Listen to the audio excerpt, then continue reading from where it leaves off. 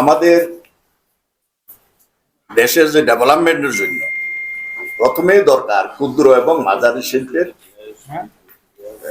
গঠন এবং সেগুলোর উন্নয়ন। সরকারের দীর্ঘদিন থেকে যেসব পলিসি গ্রহণ করে আসছে, বর্তমানে নতুন করে কোন ক্ষুদ্র এবং মাঝারি শিল্পের অস্তিত্ব রাখা এখন দুষ্কর হয়ে গেছে। আপনারা খেয়াল করবেন, বহু ইন্ডাস্ট্রি বন্ধ হয়ে যাচ্ছে এগুলো পলিসির কারণে। কারণ আপনি ছোট ইন্ডাস্ট্রির জন্য যে পলিসি, বড় ইন্ডাস্ট্রির জন্য সেই পলিসি, এগুলো হতে পারে না। ছোট ইন্ডাস্ট্রির বিকাশের জন্য আপনি কিছু পরিবেশ সৃষ্টি করতে পারেন। আপনি যদি পোনা মাছ মেরে খেয়ে ফেলেন, তাহলে বড় মাছ আর পাবেন না। আমাদের এখানেও তাই দেখা গেছে। ক্ষুদ্র ইন্ডাস্ট্রি যখন একটা প্রোডাক্ট তৈরি করে, যদি সে ইম্পোর্ট করে মালামাল, চট্টগ্রাম পোর্টে অ্যাডভান্স ইনকাম ট্যাক্স দিয়ে আসতে হয় 5%। আবার সেই মালটা যখন বড় ইন্ডাস্ট্রিতে বিক্রি করে, তখন আবার 5% অগ্রিম কর দিতে হয়। তাহলে 10% চলে গেল। কিন্তু একটা ইন্ডাস্ট্রিতে যে কোনো প্রোডাক্ট বিক্রি করে বাংলাদেশ কেন আন্তর্জাতিকভাবেও 10% প্রফিট করা দুষ্কর। তাহলে এই বোঝাটার জন্যই সে আগাইতে পারতেছে না। আবার বড় ইন্ডাস্ট্রি গুলো যদি সরাসরি সে প্রোডাক্টটা নিজে তৈরি করে, তাহলে তার 5% ইনকাম ট্যাক্স সেভ হয়। আমাদের এখানে বহুত বড় বড় ইন্ডাস্ট্রি আছে, যেগুলোতে ক্ষুদ্র ইন্ডাস্ট্রি গুলো, মাঝারি ইন্ডাস্ট্রি গুলো মালামাল বিক্রি করতো। তাদের বন্ধ হয়ে যাওয়ার কারণ হইলো এই যে ট্যাক্সেশন পলিসি, ডবল ট্যাক্সেশন পলিসির কারণে বড় ইন্ডাস্ট্রি গুলো এখন নিজেরাই সব পণ্য তৈরি করতেছে। এবং অতীতে যেগুলো দেখছেন যে অলিগার সম্প্রদায় যেভাবে তৈরি হয়েছে, তারা জোতা সিলাই থেকে চণ্ডীপাঠ সবকিছু তারা নিজেরাই করে। তো সুতরাং আর কারোর জন্য কোনো কিছু করার অবস্থান নাই। তারাও একসময় ছোট ছিল, কিন্তু তখন যদি এইসব পলিসি থাকতো, তাদেরও বিকাশ হতো না। তো আমাদের সরকারের এটার দরকার। এবং আপনার র মেটেরিয়ালের ইম্পোর্ট ডিউটি দেখেন, অনেক ক্ষেত্রে ফিনিশ প্রোডাক্টের ইম্পোর্ট ডিউটি থেকে বেশি। এটা পৃথিবীর কোনো দেশে পাবেন। আপনারা এই জিনিসটা হাইলাইট করবেন। বাংলাদেশে অনেক র মেটেরিয়াল ইন্ডাস্ট্রি, বিভিন্ন বড় বড় কতগুলো সেক্টরকে সরকার প্রোটেকশন দেওয়ার জন্য বিভিন্ন ব্লক লিস্ট এবং অন্যান্য মাধ্যমে তাদের ডিউটি 5% করে রাখা হয়েছে। অথচ সেই জিনিসটা যদি বাংলাদেশে তৈরি করে কেউ, তার ডিউটি দিতে হয় 15%। অথচ সেটা 5%, 10% এই ধরনের করে তাদেরকে এই সুযোগ সুবিধাগুলো দেওয়া হচ্ছে। তো সেগুলো অতীতে যারা পাওয়ারফুল লোক ছিলেন তারা করে নিয়েছে। আমরা এনবিআর বিভিন্ন সময় গেছি, বলেন যে অমুক সাহেবের কাছে যাই বলেন, উনি যদি বলেন তাহলে আমরা কমাবো। এখন অমুক সাহেবরা তখন নাই, এখন বাধা দিচ্ছে না। সুতরাং এগুলো কিন্তু এর প্রতিফলন এখানে হয় না। আর ছোট ইন্ডাস্ট্রি যারা মনে করেন যে 5 লাখ 10 লাখ বিনিময়ের মাধ্যমে ইন্ডাস্ট্রি করছে, তারা যদি র মেটেরিয়াল হোলসেল মার্কেট থেকে কিনে, তারা তো কোনো রেয়ার নিতে পারে না। তারা রেয়ার নিতে পারে না। তাহলে তাদের প্রোডাকশন কস্ট বেড়ে যাচ্ছে। নবপুর থেকে একজনের র মেটেরিয়াল কিনলেন 5,000 টাকা, সে তো কোনো রেয়ার পাচ্ছে না। সেখানে 18% ব্যাট, 15% ব্যাট, 3% অ্যাডভান্স ট্যাক্স। সে 18% যারা র মেটেরিয়াল বিদেশ থেকে ইম্পোর্ট করে আনতেছে, তারা রেয়ার পাচ্ছে। আর ছোট কারখানাগুলো যে বাজার থেকে কিনে মালামাল তৈরি করতেছে, সে রেয়ারটা নিতে পারছে। তার 18% উৎপাদন খরচ বেড়ে যাচ্ছে।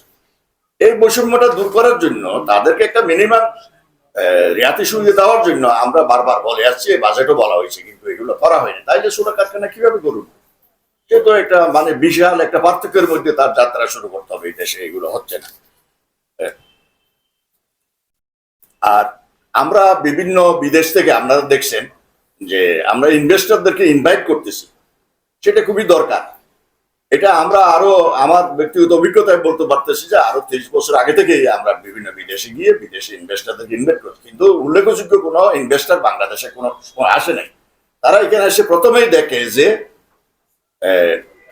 কস্ট অফ ডুইং বিজনেসটা এরকম কিরকম, এখানে সুযোগ সুবিধাগুলো কিরকম, গভর্নমেন্টের বিভিন্ন জায়গায় যে বাধা সৃষ্টিগুলো করে সেগুলো কিরকম, সেগুলো দেখে কিন্তু কেউ আসতে পারে না।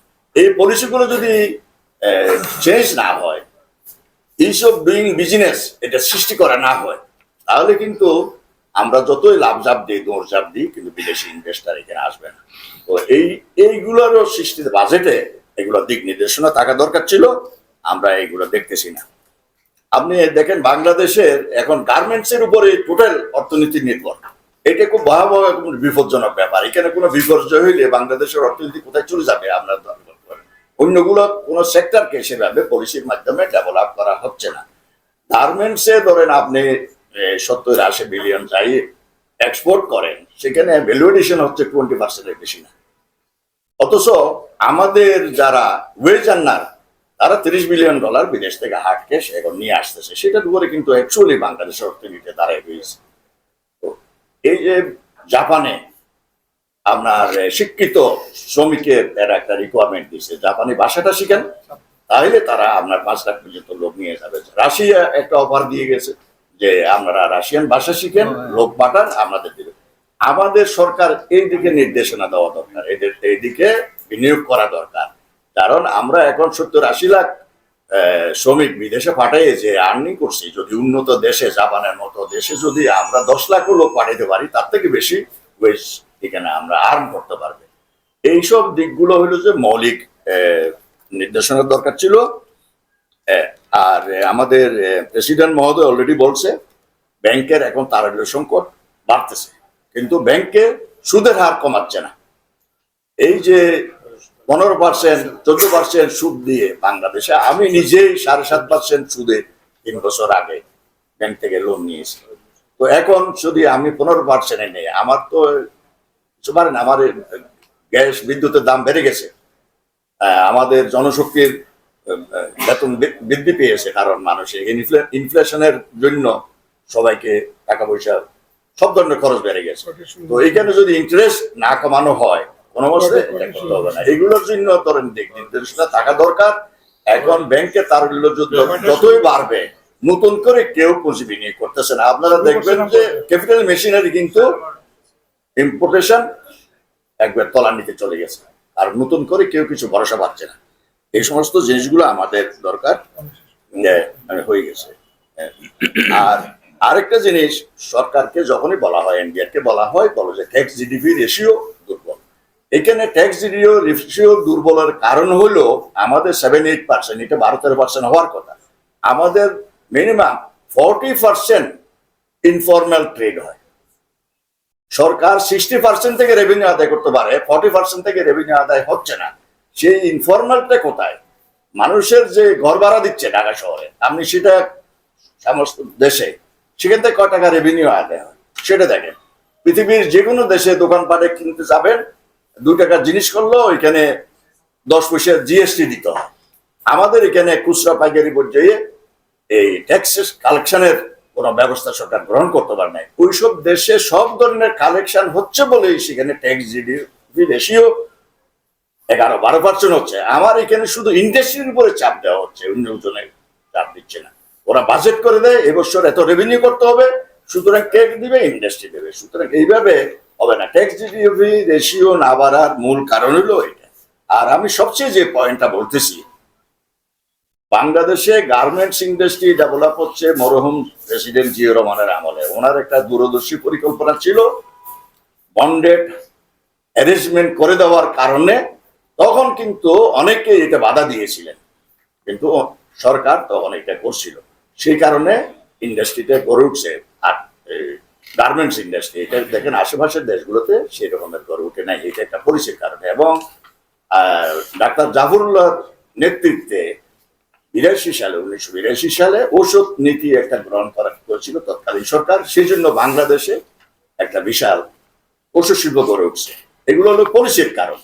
এবং 90 দশকের মাঝামাঝি ইলেকট্রনিক্সের জন্য এই যে ওয়ালটন দেখতেছে, তারা একটা বিশেষ পলিসি গ্রহণ করা হয়েছিল, তাদের ট্যাক্স বেনিফিট দিয়েছিল। এখন বাংলাদেশে ইলেকট্রনিক্সের বিশাল ডেভেলপমেন্ট হয়েছে এবং এক্সপোর্টও শুরু হয়ে গেছে। কিন্তু আপনার দেখেন চামড়া শিল্পের জন্য একটা ইটিভি করতে পারে নাই বিগত 30-40 বছর। ইটিভি না করার কারণে বিদেশি বায়াররা বাংলাদেশে চামড়া ইম্পোর্ট করতেছে। চামড়া এখন বাংলাদেশে দেখেন সবচেয়ে জিনিস, আপনি একটা 50 জিনিসও বিক্রি হয়, কিন্তু চামড়া বিক্রি হয় না। চামড়া মাঠে নিচে ফেলে দিতে হয়। এটা দুর্ভাগ্য গভর্নমেন্টের পলিসি এবং ইমপ্লিমেন্টেশনের অভাব।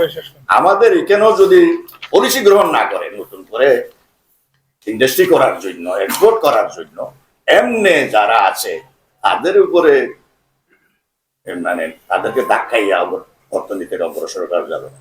আমি মনে হয় যে আপনার দু চারটে পয়েন্ট বুঝতে পারছি, আপনারা ধৈর্য সহকারে শুনছেন। এই জন্য আবার ধন্যবাদ জানিয়ে শেষ করছি। খোদা হাফেজ।